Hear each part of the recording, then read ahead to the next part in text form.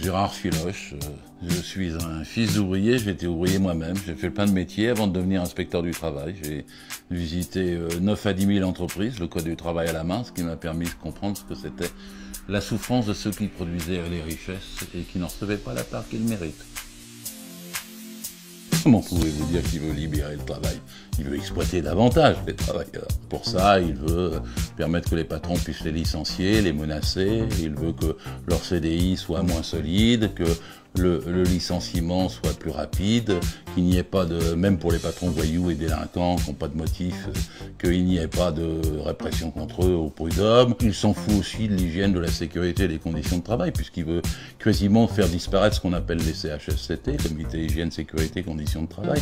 Vous savez pourtant qu'en France, le nombre d'accidents du travail a réaugmenté ces 2 dernières années. Pas loin de 600 morts chaque année, hein. Ça se dit pas dans les médias. 4500 handicapés du travail. Vous avez vu le scandale de l'amiante, puisqu'il y a eu 100 000 morts. Ça, Macron s'en fout. Il n'a jamais travaillé lui-même.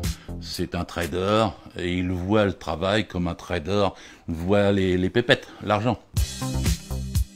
Emmanuel Macron, c'est une anomalie de l'histoire. Je ne sais pas comment la France a pu arriver à ce que par un mécanisme institutionnel, un homme de cabinet réussisse un putsch. Et quand il est président, il s'arroge tous les droits. C'est probablement un des pires régimes qui s'annonce qu'on aura eu depuis la Seconde Guerre mondiale. D'ailleurs, il veut défaire tout ce qu'a fait le Conseil national de la résistance. Il veut notamment casser le salaire brut. Les gens ne savent pas toujours, ils regardent pas le haut de leur feuille de paye, mais c'est ce qui leur permet de vivre toute la vie, le salaire brut. Le salaire net, on vit au mois le mois.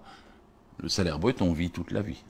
C'est ce qui vous protège des aléas, du chômage, de la maladie, de l'accident et de la retraite.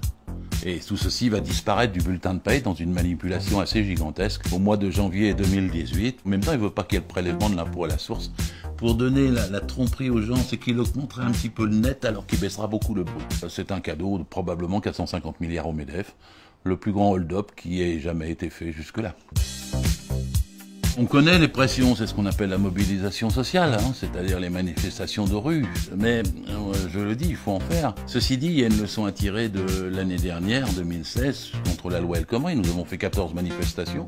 Nous étions archi-majoritaires dans l'opinion. Il y avait 80% des gens contre la loi El Khomri. Il y a peut-être eu 3,5 millions de personnes qui ont participé au moins une fois à l'un des défilés et on n'a pas été entendus.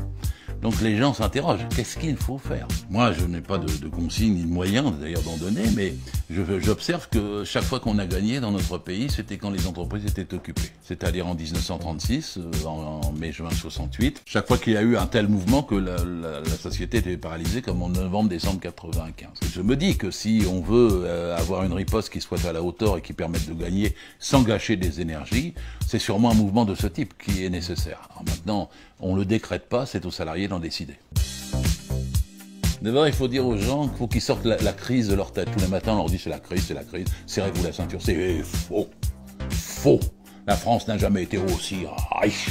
Il y a 600 milliards d'avoirs français dans les paradis fiscaux. Les 500 premières familles, d'ailleurs on vient d'avoir l'étude, ont augmenté pratiquement 12 fois en 10 ans leur fortune. 2 milliardaires, 2, possèdent plus que 20 millions de Français. Il y a 80 milliards de fraude fiscale et les impôts sur les grandes sociétés, c'est-à-dire sur les entreprises qui font 50% du produit intérieur brut, ils sont tellement bas que celles-ci accumulent des dizaines de milliards chaque année qu'elles ne mettent pas dans l'emploi. Elles le mettent dans les paradis fiscaux. Donc on sait qu'il y a l'argent et qu'en fait si on prenait cet argent, parce qu'entre nous, c'est le nôtre, on ne peut pas être milliardaire et honnête.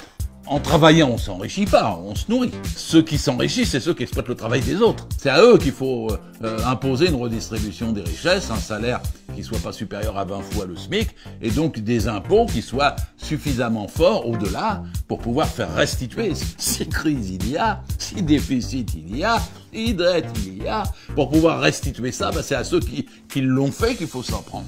Je le dis toujours, on peut traquer la fraude fiscale aujourd'hui. Parce que longtemps, les gens, on leur a dit, c'est pas possible parce que les riches vont s'exiler.